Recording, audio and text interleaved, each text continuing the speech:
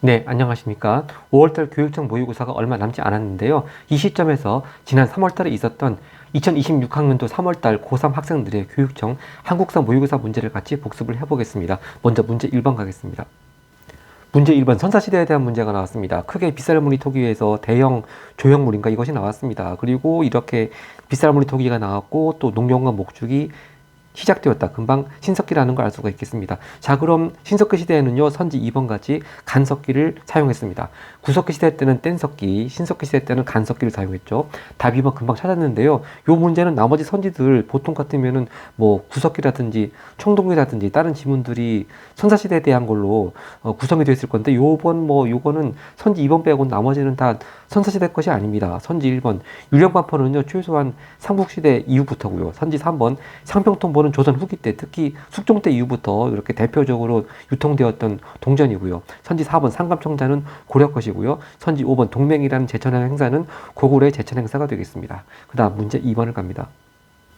문제 2번 어느 비석이 주어지고 각 국가에 대한 설명인데요. 충주에 있는 이 비석은 이 나라가 한반도 중부 지역까지 영토를 확장하였음을 알 수 있다. 이제 그런 걸 보여준다고 하는 것인데 이 나라 이제 대표적인 왕들이 나왔습니다. 광개토 대왕 때 백제를 공격하여 한강 이북의 영토를 확보했고 장수왕 때 한성함당 즉그 광개토 왕 때는 일단 한강 이북까지만 확보했고요. 장수왕 때 한강 이남쪽에 있었던 그 백제 한성 그 당시 수도였습니다. 한성을 함락을 시켜서 완전히 한강 유역을 차지했다. 그런 얘기가 되겠습니다. 그럼 뭐 금방 고구려라고 하는 걸 알 수가 있겠고요. 여기서 참고로 이렇게 백제가 원래 첫 번째 수도였던 한성을 함락당한 다음에 그래서 지금의 충남 공주 지역 쪽에 있는 웅진으로 천도하게 되는 것이고요. 자, 하여튼 고구려에 대하면 역시 여기 장수왕이 나왔습니다만 선지 4번 같이 수도를 평양으로 옮겼다. 답 찾았습니다. 원래 그 전에는 국내성이 수도였다. 이렇게 장수왕 때 남진정책이라고 하죠. 그 남진정책의 일환으로 평양으로 수도를 옮겼습니다. 네, 선지 1번 대조영 건국한다라는 발해고요. 선지 2번 과전법 실시자.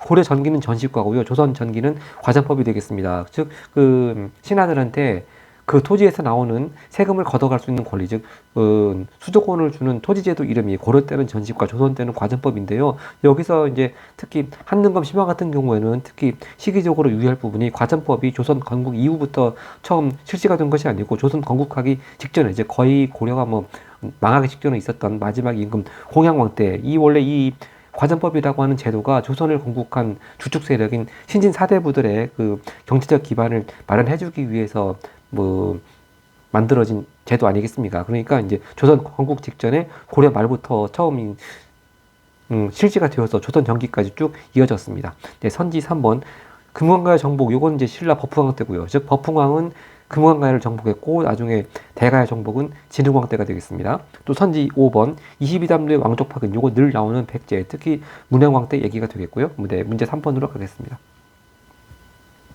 문제 3번 가 인물에 대한 설명인데요. 여기 뭐 작품 볼 필요도 없이 쭉 해설부터 먼저 보면은 송악에서 태어났고 이 사람이 이제 고려를 건국한 후 후삼국을 통일했다. 그러니까 금방 고려 태조 왕건이라는 걸 알 수가 있겠습니다. 여기서 참고로 이 작품에 나오는 도선이라고 하는 사람은 바로 왕건의 스승이죠. 네, 그 신라 말에 그 뭡니까 선종 계통의 유명한 승려가 되겠습니다. 네, 특히 이제 도선이 이렇게 제가 썼듯이 풍수지리설하고도 연결이 되겠습니다. 그래서 여기 송악이 나왔지만 왕건이 태어난 송악을 상당히 길지라고 그러고 하여튼 여러모로 고려 건국과 관계가 있는 인물이고요. 자, 하여튼 선지 2번이 그러니까 정답이 되겠습니다. 바로 태조 왕건이 후대 왕들한테 일종의 교훈같이 유언같이 남긴 것이 훈요 10조였습니다. 답 찾았고요. 선지 1번 사비로 천도와 나온 백제의 성왕이죠.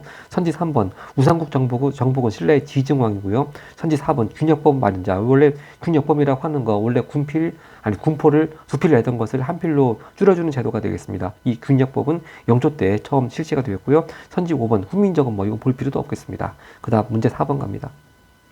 비줄진 전쟁 중에 있었던 사실인데요. 외적 나오고 이순신 나오면 더 이상 볼 필요가 없죠. 네, 금방 임진왜란이라는 걸 알 수가 있겠고요. 늘 임진왜란 중 이런 문제가 나오면 잘 나오는 의병장 이름이 있습니다. 선지 1번 같이 곽재우 등, 즉 곽재우 그 다른 말로 홍위 장군이라고 하는 별칭도 있지 않습니까? 하여튼 곽재우 등 의병이 활약했다. 답 1번 찾았습니다.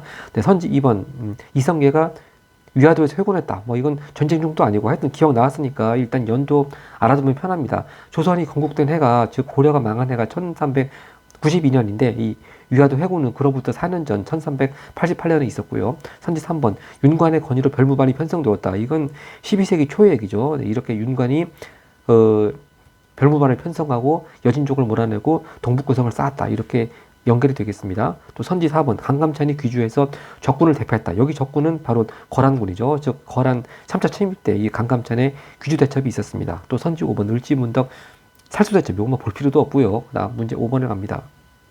네, 문제 5번 밑줄진 별난의 영향입니다. 짐이 왕위에 오른 지 32년이 되는데 32년째 상당히 오래도 계셨는데요. 여기 핵심 키워드가 나옵니다. 황후 민씨는 만고에 없을 별난으로 세상을 떠났다. 바로 황후 민씨 하면 여기 맨 마지막 줄에 있듯이 그 명성황후라는 시호를 올린다 했습니다. 즉 바로 이 사건이 이제 왕비가 경복궁에 난입한 일본 사람들한테 시해당한 사건 1895년 을미사변 말하는 것이죠. 즉 이때는 아직 대한제국이 선포되기 전이었습니다. 그래서 아직까지는 이때는 황후가 아니었는데 나중에 대한제국이 선포된 다음에 추존이라고 그러죠. 이렇게 명성황후로 황후로 추존이 되었습니다. 하여튼 이 을미사변의 영향 그러면은 이제 선지 1번이 바로 답이네요. 바로 같은 해 이렇게 을미사변에 반발해서 즉 국모의 원수를 갚자 그러면서 을미의병이 일어났는데 이게 을미의병이 단순히 을미사변만 가지고 유생들이 반발한 것이 아니고 특히 이제 을미사변 이후에 을미개혁이 있었죠. 그 을미개혁 중에 대표적인 내용이 바로 단발령, 머리 깎으라는 것이었습니다. 도저히 유생들이 받아들일 수 없는 조치였죠. 그래서 역시 을미사변에 플러스해서 단발령까지 같이 이렇게 결합이 돼가지고 을미의병을 촉발하게 되었습니다. 네, 선지 2번 북벌운동이라고 하는 건 늘 병자호란하고 짝이 되죠. 즉 병자호란의 치욕을 갚자 그러면서 바로 효종 때 북벌운동 이렇게 늘 연결이 되겠습니다. 또 선지 3번 제물포조약이 체결됐다. 제물포조약은 이모군란 이후에 조선하고 일본이 체결한 조약이 제물포조약이고요. 선지 4번 전국 각지 척화비자. 척화비는요 흥선대원군이 아직 정권을 잡고 있을 때 바로 미군이 강화도에 쳐들어왔던 신미양요 이후에 이제 흥선대원군이 더 이상 서양 세력하고는 상종하지 말자 그런 취지로 각지의 비석을 세운 것이 척화비가 되겠습니다. 그러니까 신미양요하고 척화비하고 이어지게 되는 것이고요. 또 선지 5번 삼별초가 근거지를 옮겨가며 항쟁을 했다. 자, 이건 이제 고려가 몽골과의 전쟁을 끝내고, 즉, 화친을 하기로 하고, 임시수도 강화도에서 개경으로 환도한 다음에 이제 이 삼별초라고 하는 집단은 최씨 무신 정권의 사병 집단이었죠. 근데 개경 환도에 반발해서 이렇게 그 근거지가 강화도, 또 진도, 제주도 그렇게 옮겨가면서 항쟁한 그런 얘기가 되겠습니다. 네. 그 다음 페이지 갑니다. 그 다음 문제 6번입니다. 연행사의 기록. 역시 연행사라고 하는 게 조선 후기에 청나라에 보냈던 사신들 이름을 가리켜서 연행사라고 그러죠. 바로 이제 청나라하고 조선하고 국경을 맞닿고 있는 접경 지역의 지도가 나와 있습니다. 네. 압록강을 서로 사이에 두고 있는 평안도 북쪽 지역인데요. 하여튼 여기서 기왕 말 나온 김에 참고로 그 청나라에 보냈던 사신 이름은 연행사라고 그러고 명나라에 보냈던 사신 이름은 조천사라고 하죠. 네, 이렇게 조천사의 의미가 천자의 나라에 조공하러 간다. 그런 거니까 이 조천사에 비해서 연행사라고 하는 건 이제 연이라고 하면 당시에 베이징, 그 청나라 수도 베이징을 연경이라고 부르는 것이죠. 그래서 조천사보다 연행사는 좀 약간 청나라를 아직까지도 약간 오랑캐 취급하는 그런 뉘앙스가 담겨 있습니다. 자, 하여튼 이 청나라를 다녀왔던 연행사가 당시에 여기 나와 있습니다. 홍경래 군을 관군이 물리친 이 내용을 지금 적고 있는데 바로 요건 뭐 더 이상 볼 필요도 없지. 1811년에 있었던 홍경래의 난을 말하는 것이 되겠습니다. 이때가 1811년이요. 정조 다음 임금 순조 때가 되겠습니다. 자, 하여튼 홍경래의 난 나오면은 여기 지도에도 나와 있듯이 항상 원인이 뭐 서북민 차별 그리고 또 세도 정치 그런 게 나오죠. 바로 그 얘기가 선지 4번이 되겠습니다. 지역 차별. 여기서 어떤 지역이라고는 구체적으로는 안 나왔습니다만 바로 서북민 차별을 말하는 것이고 그리고 이때부터 이제 순조 때부터 안동 임시의 세도 정치가 시작된 때이지 않겠습니까? 그래서 역시 같이 곁들여서 세도 정권의 수탈의 저항 그렇게 답 선지 4번으로 찾으면 되겠습니다. 네, 선지 1번 13도 창의군의 결성에 영향을 주었다. 자, 바로 13도 창의군은요 정미의병에서부터 이어지는 것이죠. 즉 1907년에 대한제국 군대가 강제 해산당하고 그래서 강제 해산된 군인들이 의병에 합세해서 상당히 정미의병의 화력이 세졌고요. 그리고 정미의병들이 모여가지고 13도 창의군을 결성했고 또 13도 창의군이 추진한 작전 이름이 바로 서울 진공작전이죠. 네, 물론 결과적으로 실패했습니다만 하여튼 이래서 군대 해산, 정미의병, 13도 창의군, 서울 진공작전 이렇게 쭉 연결하면 충분하겠습니다.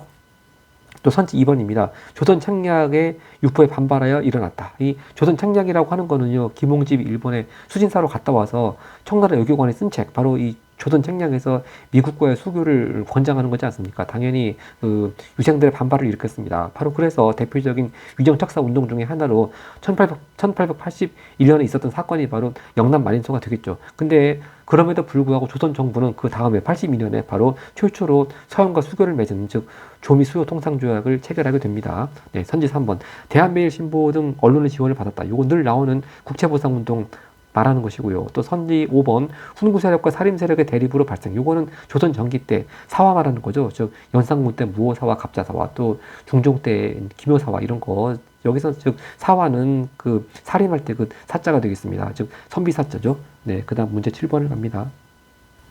문제 7번. 가 인물이 추진한 정책인데요. 오답률이 51.0%를 기록했네요. 어떤 인물인지 보겠습니다. 근데 이 인물이 경복궁 중건을 주도했고 또 왕의 아버지라고 하니까 금방 흥선대원군이라는 거 금방 알 수가 있는데, 그리고 흥선대원군이 이렇게 경복궁 중건하면서 공사비를 마련하기 위해서 발행했던 동전 이름이 선지 1번 같이 당백전이죠. 답 1번인데요. 근데 은근히 선지 2번도 많이 선택이 되었습니다. 수원화성 건설은 바로 조선 정조 때고요. 네, 선지 3번.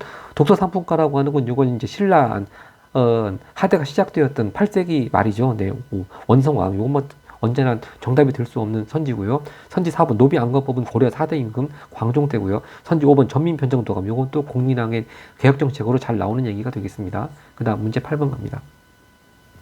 문제 8번은 사이시기에 이를 묻는 것입니다. 먼저 가 사건부터 보겠습니다. 뭐 윤인, 박문희 뭐 이런 사람들 몰라도 되고요. 키워드 인물은 최후입니다. 최후가 바로 최신 무신 정권기 첫 번째 최충원 아들 최후고, 그리고 강화는 몽골군을 피해 천도할 만한 곳이다. 바로 이 얘기는 이제 드디어 고려가 몽골과의 전쟁을 시작한 직후입니다. 그래서 일단 강화도로 수도로 옮기는 그런 과정이죠. 이게 연도로 말하자면은 1232년이고요. 자, 그리고 이제 날을 보겠습니다.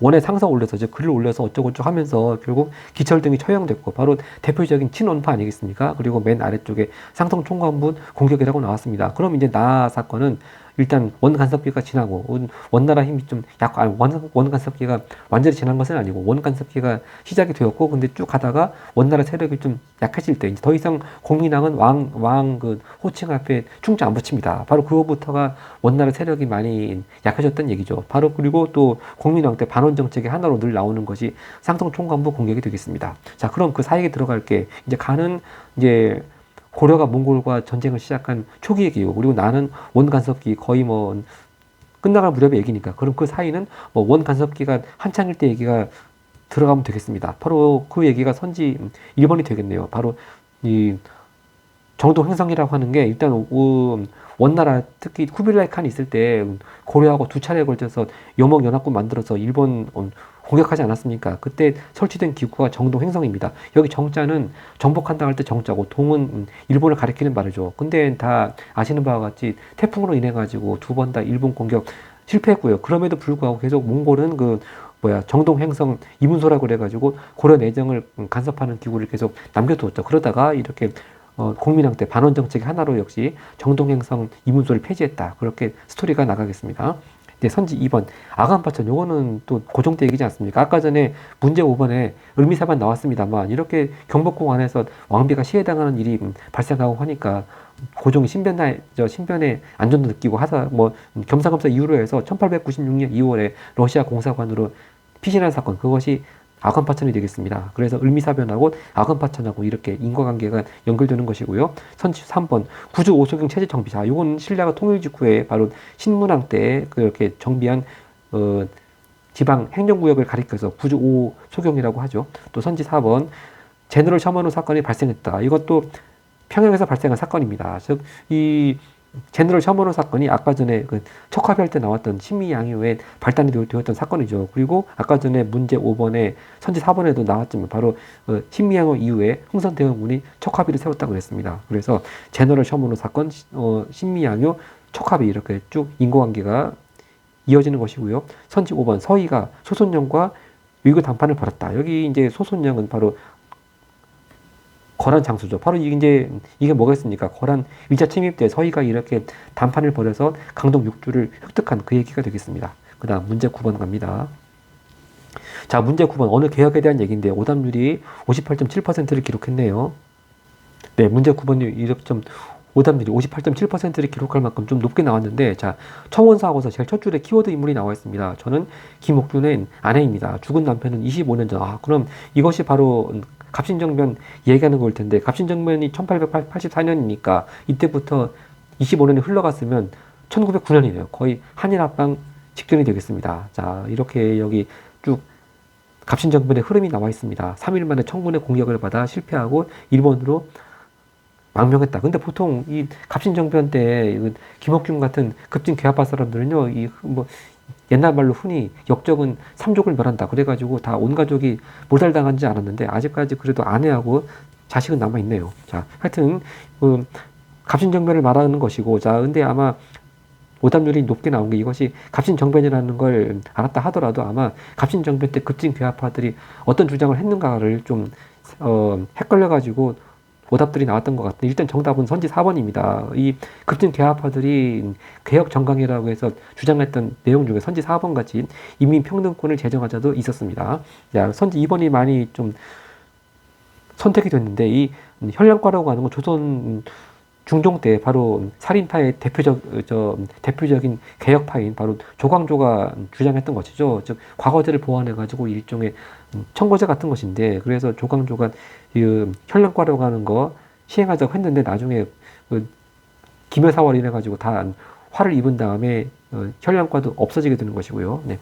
선지 1번 서경으로 천도하자. 즉 지금의 평양, 요 얘기는 늘 나오는 고려 묘척의 난 때 얘기고, 선지 3번 유신헌법 폐지하자. 이건 1970년대 박정희 정부 때 얘기고, 선지 5번 미소 공동위원회를 재개하라. 자, 이 미소 공동위원회가 1946년 상반기에 미국과 소련의 대표자가 모여가지고 조선에서 임시정부를 구성하는 문제에 대해서 논의했습니다만 성과를 내지 못하고 일단 결렬되었죠. 그래서 이제 이렇게 재개하라는 외침이 46년부터 47년까지 거쳐서 쭉 일어났습니다. 네. 그 다음 문제 10번 갑니다. 네, 10번은 다음 연설이 행해진 정부 시기입니다. 자, 오늘이 하와이 이민 75주년. 자, 하와이 이민을 처음 몇 년도 시작했냐. 그게 중요한 것이 아니고요. 키워드는 좀 아래쪽에 있습니다.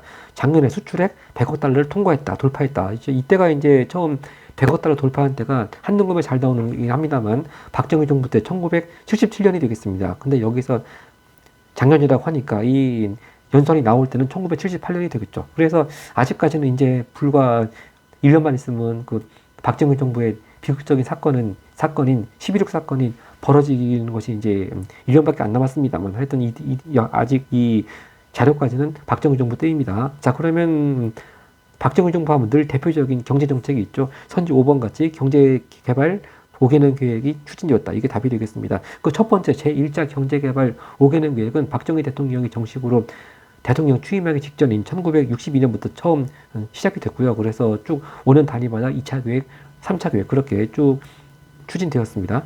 네, 선지 1번 대동법이라고 하는 거는 이제 조선 후기 대표적인 수치제도죠. 즉 일단 전기 때는 각 집집마다 특산물을 납부하는 공납제도가 있었습니다만, 워낙 공납의 폐단이 심하다 보니까 이제 조선 후기 때는 땅을 가진 사람들한테 특산물 대신에 쌀이나 돈 같은 걸로 대신 내게 하는 제도, 그게 대동법이 되겠습니다. 예, 선지 2번 농지개혁법 늘 나오는 제1대 국회, 다른 말로 제헌국회라고 하죠. 제헌국회 때 1949년에 제정한 법이 농지개혁법이고요. 선지 3번 금융실명제 정기적 시행, 자기 명의로 금융거래를 하자. 이것이 이제 김영삼 정부 첫 해였던 1993년이었습니다. 또 선지 4번 황국중앙총상회. 자, 이건 아직 대한제국 때입니다. 즉 이 황국이 일본이 아니라 대한제국 가리키는 말입니다. 일종의 서울의 시전 상인들 중심으로 해가지고 상권 수호 운동이죠. 하여튼 이때는 1898년입니다. 다음 페이지 갑니다. 그 다음 문제 11번은 어떤 운동에 대한 설명인데요. 이것도 오답률이 57.9%를 기록했습니다. 근데 키워드에는 표가 나와 있네요. 내 살림 내 것으로. 자, 이건 결국 국산품 애용하자는 말이고, 즉 물산 장려 운동의 대표적인 표어가 되겠습니다. 그리고 이 시기 역시 1920년대 전반임을 암시하면서 1922년 나와 있습니다. 자, 그러면 이 물산 장려 운동을 처음에 선지인 3번 같이 조만식 등에 의해서 평양에서 시작이 되었습니다. 그래서 처음 이제 평양에서 조선물산 장려회가 만들어진 때가 1920년입니다. 그래서 처음 평양에서부터 시작을 해가지고 전국적으로 확산되게 된 것이죠. 자, 하여튼 이번 시험 세트에 평양에 대한 그런 선지가 잘 나오네요. 만약에 평양이라는 지역을 또 카테고리로 해가지고 문제를 낼 경우에 아까 장수왕 할 때 한 번 나왔죠. 또 묘청에 서경 천도할 때 한 번 나왔죠. 또 이렇게 그 물산 장려 운동이 처음 시작된 지역으로도 또 나왔습니다.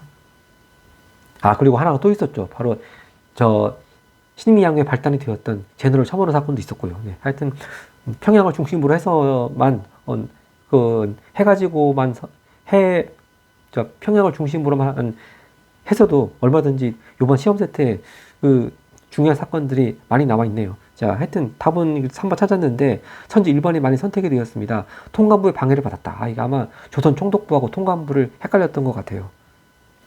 이 통감부라고 하는 거는 을사늑약이 체결된 바로 다음에 1906년 2월에 그 대한제국의 내정에 간섭하기 위해서 일본이 만든 것이 한국 통감부고요. 역시 그래서 초대 통감은 이토 히로부미가 왔습니다. 근데 이 통감부라는 명칭은 1910년 한일합병 때까지만 쓰여졌고요. 1910년 한일합병 이후에는 이제 조선을 통치하는 기구 이름이 조선 총독부였습니다. 근데 아마 통감부하고 총독부하고 이름을 좀 헷갈려서 아마 많이 일본으로 낚인 것 같습니다. 네, 선지 2번 삼정인정청에 설치되는 계기가 되었다. 자, 삼정인정청이라고 하는 거 바로 철종 말년 1862년 임술 농민봉기가 일어난 원인이 한창 삼정의 문란이 심한 것이 원인이 아니겠습니까? 바로 그래서 나름대로 정부에서 좀 그걸 바로잡아 보고자 설치했던 것이 삼정인정청이 되겠습니다. 네, 선지 4번 러시아의 저령도 조차 시도를 저지했다. 이건 뭐 잘 나오는 바로 독립협회의 대표적인 활동이 되겠습니다. 아까 전에 아관반천, 즉 고종이 러시아 공사관으로 피신한 사건 얘기 나왔습니다만 그러다 보니까 참 러시아가 조선 정부에 이것저것 막 이권을 많이 요구했죠. 그 중에 하나가 이제 이렇게 부산 앞바다 쪽에 있는 전령도라고 하는 섬을 러시아가 빌리겠다고 하는 전령도 조차 요구인데 바로 이것을 독립협회가 저지하는 활동을 했습니다. 네, 또 선지 5번 일본의 황무지 개건권 요구 철회시켰다. 이건 늘 나오는 보안의 1904년쯤에 활동이 되겠습니다. 그 다음 12번 갑니다. 네, 문제 12번 가 인물에 대한 설명인데요. 이건 오답률이 61.8%를 기록했습니다. 60%를 넘었네요. 자, 코수염 있으신 분인데, 자, 이 코수염 있다고 해서 다 안중근 의사가 아니거든요. 네, 좀 이따가 안중근 의사로 낚인 선지도 나옵니다만. 하여튼, 여기서 키워드는요, 바로 첫 줄, 의열단 단장인 김원봉의 요청으로 조선혁명선언을 작성했다. 자, 그러면 일단, 김원봉의 의열단 하면은 우리가 흔히 조선혁명선언을 활동 지침으로 삼았다. 그렇게는 잘 안 낚이는데 아마 조선혁명선언을 누가 썼는가는 좀 생소했던 것 같습니다. 바로 조선혁명선언을 쓴 사람은 대표적인 민족주의 역사학자 단재 신채호거든요. 그 얘기가 선지 2번 민족주의 사학을 발전시켰다. 답을 찾을 수가 있겠습니다. 근데 아마 조선혁명선언까지는 잘 아는데 그걸 누가 썼는가가 좀 생소했던 것 같습니다. 자, 그리고 이렇게 일제 때 대표적인 민족주의 사학자가 이렇게 단재 신채호하고 또 박은식 이렇게 있었죠. 특히 신채호 선생의 저서 하면은 조선 상고사 또 독사신론 이런 저술들이 있었습니다. 자, 그래서 방금 전에 제가 안중근 의사 얘기했습니다만 선지 3번이 안중근 의사에 대한 얘기죠. 이토 히로부미를 처단했다. 근데 이토 히로부미 처단한 이후에 안중근 의사가 목중에서 작성한 책은 조선 혁명선언이 아니죠. 바로 동양 평화론이 되겠습니다. 네, 이렇게 안중근 의사가 집필하려고 했던 책은 동양평화론이고요. 또 많이 선택했던 게 선지 5번입니다. 상하이 홍콩 공원에서 의혹을 일으켰다. 이건 또 윤봉길 의사 얘기하는 거 아니겠습니까? 또 윤봉길 의사는 의열단원이 아니고 김부 선생이 만들었던 한인 애국단 단원이었습니다. 자, 하여튼 이렇게 선지 3번, 5번 좀 오답으로 많이 선택된 거 말씀드렸고요. 선지 1번 삼국사의 저술, 이건 김부식 얘기인데 진짜 말도 안 되는 선지고요. 선지 4번 남한반의 단독정부 수립 주장, 이것도 해방 후 얘기니까 뭐 당연히 말도 안 되겠습니다. 그 다음 13번 갑니다. 자, 13번 밑줄친 이 시기에 대한 연표 문제입니다. 최익현이 압송되는 모습이라고 하는데 이제 그는 을사늑약 체결에 반발하여 의병으로 활동하다. 바로 이제 대표적인 을미 의병이 되고 이제 최익현 이분은 이제 또 개항 강화도 조약을 체결한 개항 시기부터 대표적인 위정 척사 운동을 하신 분이죠. 하여튼 이렇게 압송에 대해서 일본 대마도 즉 스시마 섬으로 유배되었다 그런 얘기고, 근데 이제 여기서 이 그림은 이 시기 최익현의 압송 모습은 물론 전차와 경부선 철도가 개통된 서울 풍경을 잘 보여준다고 했습니다. 그러면 일단 그 근대 문물의 수용 파트에서 일단 서울의 전차가 좀 개통된 거는 1899년이었고 또 경부선 철도가 개통된 거는 러일 전쟁 중이던 1905년이었습니다. 자, 하여튼 일단 을사늑약도 역시 1905년 11월에 있었고요. 그러면 을사늑약 이후로서 이 연표에 해당되는 건 마구간밖에 없겠습니다. 즉 대한제국 수립이 1897년이고 또 국권 피탈, 다른 말로 한일합병이라고 그러죠. 그건 1910년이니까 답은 마구간이 되겠습니다. 선지 5번이요. 제일 왼쪽 정조 주기가 몇 년인가는 뭐 전혀 중요하지 않고요. 이제 두 번째부터 보겠습니다. 병인영어 발발, 즉 프랑스군이 강화도에 쳐들어온 사건, 이건 1866년이고 다음 두 번째 바로 그로부터 10년이 지난 후에 일본과 강화도 조약을 체결했고요. 또 1882년도에 임오군란이 발생했습니다. 그 다음 14번 갑니다.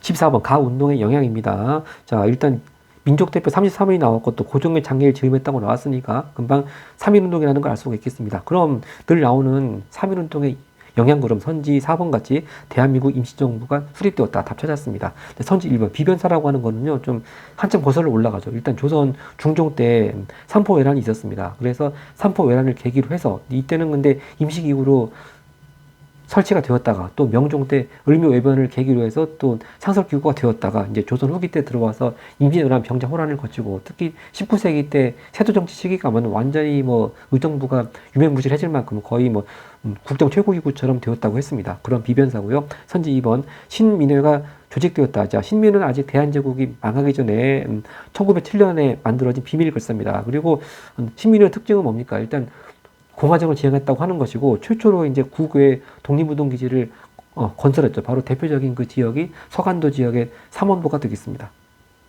네, 이렇게 제가 보충해서 썼듯이요. 공화정을 지향했고 또 서간도 지역의 삼원도라고 하는 곳에 독립운동 기지를 건설했다. 일단 여기까지만 좀 보충해서 적어보고요. 또 선지 3번 조선 태양령이 제정되었다. 일단 연도로 말하자면은 1912년인데 이 연도 모른다 하더라도 조선 태양령 그러면 또 일제강점기 초반에 바로 1910년대 하면은 이른바 무단 통치 시기라고 하지 않습니까? 그 무단 통치 시기를 상징하는 바로 대표적인 법령이 조선 태양령이죠. 네.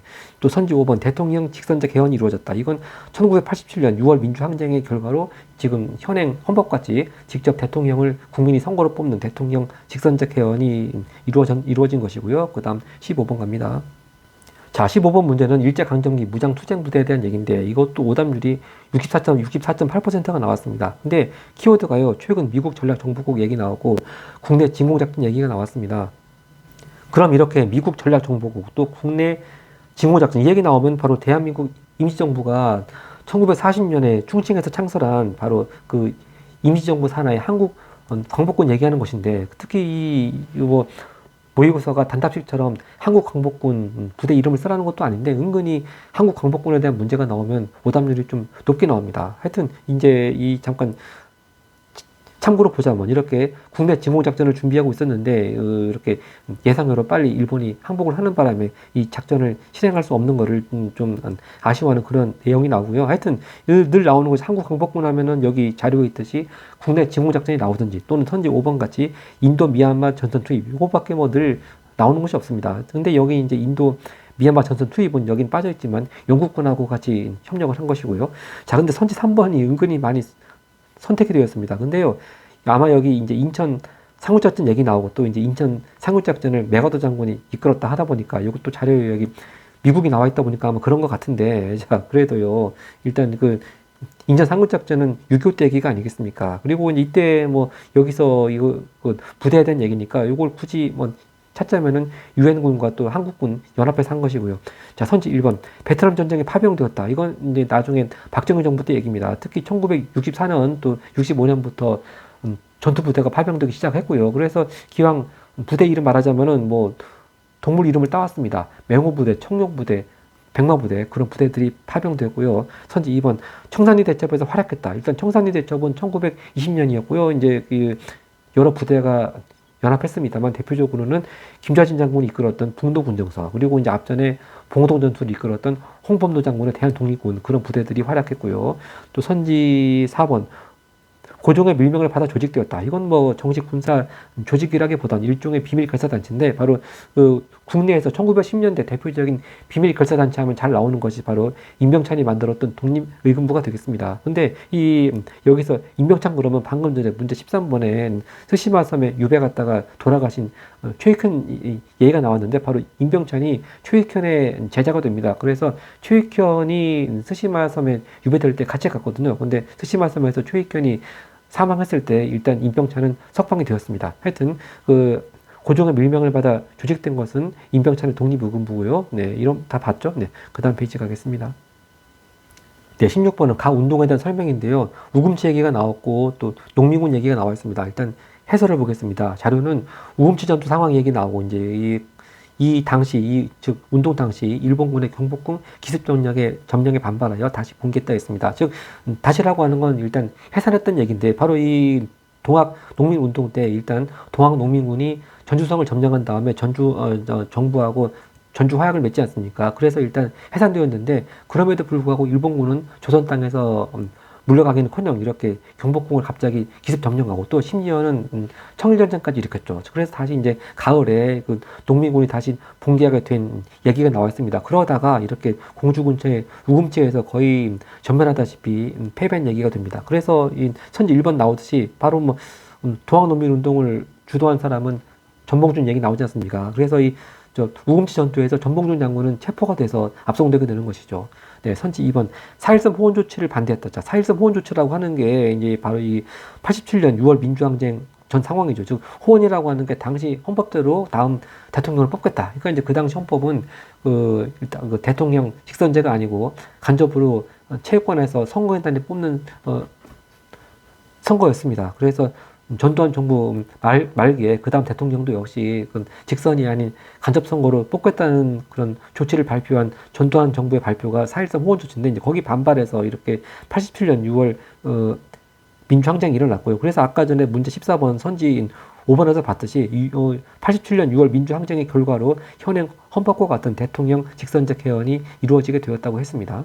네, 선지 3번 순종의 장애를 기해에 일어났다. 이건 바로 1926년 60만세 운동 말하는 것이죠. 근데 생각해보면은 금년이 딱 1926년으로부터 100주년 때가 되는 해가 아니겠습니까? 그러니까 아마 6월 모의고사 때는 아마 반드시 이 60만세 운동이 나올 것 같습니다. 네, 또 선지 4번 치안유지법에 의해 탄압받았다 했는데요. 뭐 치안유지법에 의해서 탄압받은 운동이 한두 가지가 아니고, 또 당연히 동학농민운동은 한참 전의 얘기긴 합니다만, 일단 치안유지법은 연도가 중요합니다. 자, 치안유지법은 일제 때 1925년에 이렇게 공포되고 시행이 되었습니다. 또 선지 5번 윌슨이 제창한 민족 자결주의에 영향받았다. 자, 이거는 이제 아까 전에 3.1운동의 영향이라고 나왔습니다만, 거꾸로 3.1운동의 배경이라고 할 때 잘 나옵니다. 바로 윌슨이 이제 1차 대전 막바지에 파리 강화 회의에서 바로 발표한 원칙이 민족 자결주의죠. 거기에 많이 영향받았다고 하는 것이고요. 네, 그 다음 문제 17번 갑니다. 자, 17번 가에 들어갈 내용입니다. 지금 왼쪽 좌익 대표하고 오른쪽 우익 대표, 이제 말 그대로 왼쪽 오른쪽 그렇게 서 있네요. 서로 지금 논쟁이라고 해야 되나? 그렇게 자기 주장을 하고 있는데요. 먼저 왼쪽 좌익 대표부터 보겠습니다. 우리는 임시 민주정부를 조직하기로 한 국제적 결정이 정당하다고 생각합니다. 최대 5년이라는 신탁 통치 기간은 바로 이 얘기 나왔습니다. 우리의 노력에 따라 단축될 수 있다. 즉, 이 좌익 대표는 신탁 통치에 대해서 찬성하는 입장이고, 근데 반면에 우익 대표의 말 보겠습니다. 여기 뭐 제일 마지막 줄만 보면은 완전한 자주 독립을 이루는 날까지 전 민족의 항쟁을 선언합니다. 즉, 신탁 통치를 반대한다는 뜻입니다. 그래서 바로 신탁 통치를 찬성할 것이냐 반대할 것이냐를 놓고도 정말 해방 직후에 좌우익의 극심한 대결이 있었고요. 하여튼 이 얘기가 왜 나왔냐, 바로 선지 5번 같이 모스크바 3국 외상회의에서 조선에서 임시민주정부 하자는 얘기 나오고, 또 신탁통치 얘기도 나왔습니다. 바로 그 얘기가 선지 5번이 되겠습니다. 이 모스크바 3국 외상회의라고 하는 게 45년 12월에 있었습니다. 자, 그리고 이 임시민주정부 얘기 나오니까 여기서 또 하나 이제 모스크바 3국 외상회의에서 나왔던 얘기가 바로 임시민주정부 수립을 논의하기 위해서 미국과 소련 대표단이 모여서 회의하자는 거. 바로 그것이 이제 아까 전에 문제 9번 선지 5번에서 나왔던 미소 공동위원회죠. 그래서 46년 전반기에 일단 미소 공동위원회가 1차로 한번 개최가 되었습니다만 성과를 못 내고 결렬되었고, 그래서 계속 다시 미소 공동위원회 재개하라 그런 얘기 나왔고, 그러다가 47년에 가서 다시 2차 회의가 열렸긴 했었습니다만 결국 또 결렬되죠. 그러다 보니까 이제 그 다음부터 남한만의 단독 정부 수립으로 그렇게 가게 되었습니다. 네, 그 다음 18번으로 가겠습니다. 아, 그렇죠. 아직 이 17번에 나머지 선지들 아직 말씀도 안 드렸습니다. 먼저 1번 예송이라고 하는 건 한창 이제 조선 후기 때 당정이 격심할 때, 특히 예송하면은 현종 때 얘기죠. 숙종 때는 환국, 현종 때는 예송인데요. 뭐 잠깐 보충 말씀 드리자면 일단 즉 현종이 즉위할 때, 즉 효종이 승하했을 때, 그리고 좀 있다가 또 효종의 왕비, 즉 현종의 어머니가 승하했을 때, 그 당시에도 아직 인조의 계위였던 분이, 즉 대왕 대비마마께서 아직 살아계셨거든요. 그래서 그 대왕 대비마마가 상복 입는 기간을 어떻게 정할 것인가, 그걸 놓고서 서인과 남인 간의 논쟁을 벌인 사건이 예송이 되겠습니다. 하여튼 현종하면 예송이고요. 또 선지 2번 신간의 해소, 신민회가 아닙니다. 자, 신간회 하면요 1927년에 만들어졌고요. 일제강점기 때 국내에서 최대의 민족운동 단체라 그러는데, 역시 좀 많이 갈등이 심했고, 그러다 보니까 4년 만에 1931년에 그 신간회를 해산하기로 하는 결의했습니다. 바로 그걸 가리켜서 신간회 해소라고 하는 것이고요. 또 선지서 한번 한일협정이라고 하는 건, 이건 대한민국 정부 이후에 특히 박정희 정부 때 얘기죠. 1965년도에 이른바 한일국교 정상화 조치, 바로 그것이 한일협정이고요. 그 정식 조약 이름은 한일기본조약입니다. 그리고 이제 이에 앞서서 바로 전해에 이런 굴욕적인 한일회담에 반대한다고 그러면서 대학가 중심으로 대대적인 시위가 일어났습니다. 바로 그걸 가리켜서 1964년에 6.3 시위라고도 하죠. 그래서 기왕 나온 김에 한일협정 체결 또는 한일국교 정상화에 앞서서 그 1년 전에 6.3 시위까지 같이 연결하면 되겠습니다. 또 선지 4번 유정척사운동의 전개, 뭐 요건 전혀 문제 관계 없습니다만, 요번 시험 세트에 나왔던 유정척사운동 몇 가지만 좀 정리해 보겠습니다. 먼저 그 조선 창략에 반발해서 영남 만인송 한번 나왔죠. 그리고 을미사변 이후에 을미의병도 있었고요. 그 다음에 또 그 스시마로 압성도요간 큐이큰 역시 대표적인 유정척사 인물 아니겠습니까? 네, 이렇게 물론 요 문제만 놓고 보면 전혀 의미가 없는 선지긴 합니다만, 기왕 이렇게 유정척사 운동이라고 나온 김에 이번 시험 세트에 나왔던 영남 만인소, 을미의병, 큐이큰 이렇게 한번 정리하고 넘어갑니다. 그 다음 18번 가겠습니다. 자, 18번 이 시기에 볼 수 있는 모습인데요. 바로 국가총동원법이 시행되고, 즉 일제가 한창 이제 전쟁 막바지 여러 가지 인적 자원, 물적 자원 수탈 그런 거 한 얘기입니다. 즉 청장년 국민 등록을 독려했다. 바로 왜 그러냐, 즉 인적 자원을 총동원하기 위해서였습니다. 하여튼 일단 국민 총동원법은요 중일 전쟁이 일어난 다음에 1938년도에 공포가 되었던 법이고요. 하여튼 이제 이때 늘 얘기 나오는 것이 이제 민족 말살 정책 얘기 나와야죠. 바로 그 얘기가 선지 3번이 되겠습니다. 이렇게 황국 신민 서사 암송, 이런 민족 말살 정책. 또 잘 나오는 것이 뭐 신사참배, 창씨개명 이런 거 잘 나오죠. 네, 자 선지 1번 도병마사는요, 이건 고려 전기 때 얘기죠. 고려 전기 때 대표적인 아니고 국방에 관한 최고 회의기구 이름이 도병마사였고요. 선지 2번 삼천교육대 끌려가는 시민. 자, 이 삼천교육대라고 하는 거는요, 거의 전두환 장군이 이제 모든 권력을 다 장악을 하고 이제 정식 대통령이 되기 직전에 1980년 8월달에 만들어졌습니다. 일단 명분은 뭐 사회를 정화한다 그러면서 불량배들을 소탕한다. 명분은 그럴싸했는데, 이제 문제는 뭐 제대로 영장도 없이 또 재판도 없이 이렇게 막 불량배라고 지목한 사람들을 끌어가지고 막 강제 또 노동 훈련을 시키고, 이제 그래서 악명이 높았던 삼천교육대였습니다. 선지서의 4번 신식 무기를 들고 훈련한 별기군, 즉 바로 이 신식군대 별기군이 만들어진 게 1881년인데요. 바로 이 별기군하고 구식군대하고 차별이 또 원인이 돼가지고 이모군란이 바로 다음에 82년에 일어나지 않았습니까? 그러니까 이 별기군도 이모군란 때 당연히 폐지가 되었습니다. 또 선지 5번 조선 밀립대학 기성회를 조직한 지식인. 자, 이건 이제 밀립대학 설립운동 말하는 것이죠. 1923년대가 되겠습니다. 그 다음 19번 갑니다. 자, 19번은 민주화운동에 대한 얘기입니다. 일단 키워드는요, 아래쪽에 말풍선 3.15 부정선거 다시 하라. 바로 이것은 이제 1960년에 있었던 4.19 혁명의 대표적인 키워드가 되겠습니다. 여기서 참고로 김주열을 다시 살려놔라 이 말이 있는지, 이제 김주열 학생이 이 마산 지역에서 3.15 부정선거에 항의해서 시위하다가 최루탄을 맞았습니다. 그 시신이 마산 앞바다에 떠올랐습니다. 그러니까 어떻게 이렇게 어린 학생한테 이럴 수가 있는가, 상당히 공부를 잘했죠. 그래서 더더욱 4.19 혁명에 도화선이 되었습니다. 하여튼 그 결과로 이제 나오는 것이 잘 나오는 게 선지 3번 같이 대통령 사임을 이끌어냈습니다. 그래서 사임을 다른 말로 하면 또 하야란 말도 많이 쓰죠. 그래서 그 당시 이승만 대통령이 하야를 했습니다. 네, 자, 선지 1번을 보겠습니다.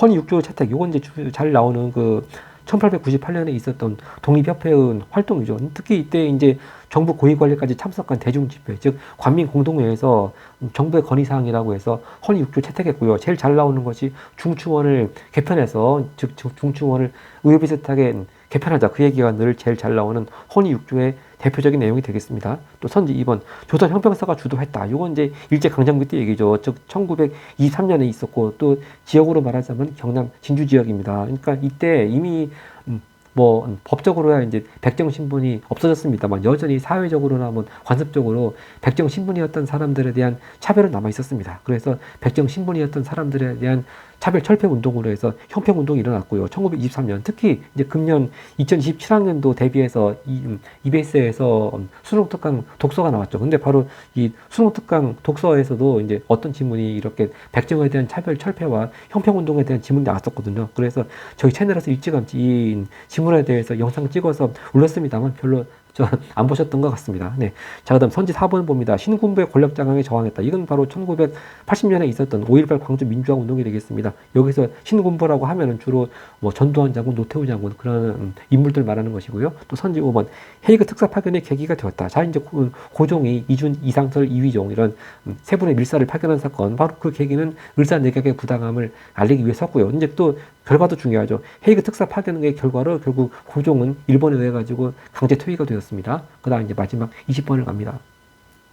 다음 20번 통일 노력에 대한 문제인데 오답률이 55.9%를 기록했습니다. 읽어보겠습니다. 정부는요 지난해 유엔에 북한과 동시 가입했다. 바로 이 이른바 남북한 유엔 동시 가입이 이루어진 때가 노태우 정부 때였던 1991년입니다. 근데 여기서 지난해 그러니까 바로 이때는 이제 1992년이겠죠. 그리고 이해 이렇게 중화인민공화국과의 수교가 되었습니다. 즉 원래는 지금 현재의 중국 대륙을 차지하고 있는 중화인민공화국은 정식 나라로 인정하지 않았고요. 지금 타이완, 그때 이제 원래 타이완의 정식 나라 이름은 중화민국입니다. 그래서 타이완만 정식으로 중국에서의 그 대표적인 나라로 합법적인 정부로 인정하고 타이완하고 수교하고 있다가 이렇게 1992년에 노태우 정부, 바로 노태우 정부가 1992년까지였습니다. 그 노태우 정부 때 중화인민공화국하고 수교가 되었습니다. 그래서 당연히 이제 그 반대 결과로 타이완하고는 이제 외교 관계를 단절하게 된 것이죠. 자, 하여튼 노태우 정부 때 대표적인 통일 정책으로 잘 나오는 게 선지 4번 같이 남북 기본 합의서 채택한 겁니다. 그래서 여기 제일 첫 줄에 나왔던 남북한 유엔 동시 가입하고 남북 기본 합의서 채택하고 다 똑같은 1991년의 사실들이었습니다. 근데요, 이게 은근히 선지 5번이 압도적으로 더 많이 나왔습니다. 이게 제1차 남북 정상회담 개최. 자, 이거는 딱 2000년 김대중 정부 때입니다. 그래서 하여튼 이 선지 5번이 4번보다 압도적으로 많이 나왔는데 그 반면에 선지 1, 2, 3번은 이 선택한 비율이 극히 미미합니다. 즉 아마 많은 수험생들이 4번 아니면 5번만 찍었다는 얘기입니다. 하여튼 근데 다시 말씀드리지만 1차 남북 정상회담은 2000년 김대중 정부 때고 아직 노태우 정부 때는 이런 것까지는 나가지 못했습니다. 네, 다음 선지 1번입니다. 광무개혁이라고 하는 건 바로 대한제국 때의 그런 여러 가지 근대화 개혁 작업 말하는 것이고요. 선지 2번 구미위원부 설치했다. 이건 또 대한민국 임시정부와 관련이 있죠. 즉 미국 지역에 설치했던 일종의 브랜치라고 했잖아요. 산하기구였습니다. 또 선지 3번 헌병경찰제 시행했다. 이것도 아까 전에 조선 태양광 나왔습니다만 1910년대 하면 무단통치 시기 또는 헌병경찰 시기 또 그런 얘기가 되겠고요. 자, 그렇게 해서 다 문제 20번까지 다 봤습니다. 네, 감사합니다.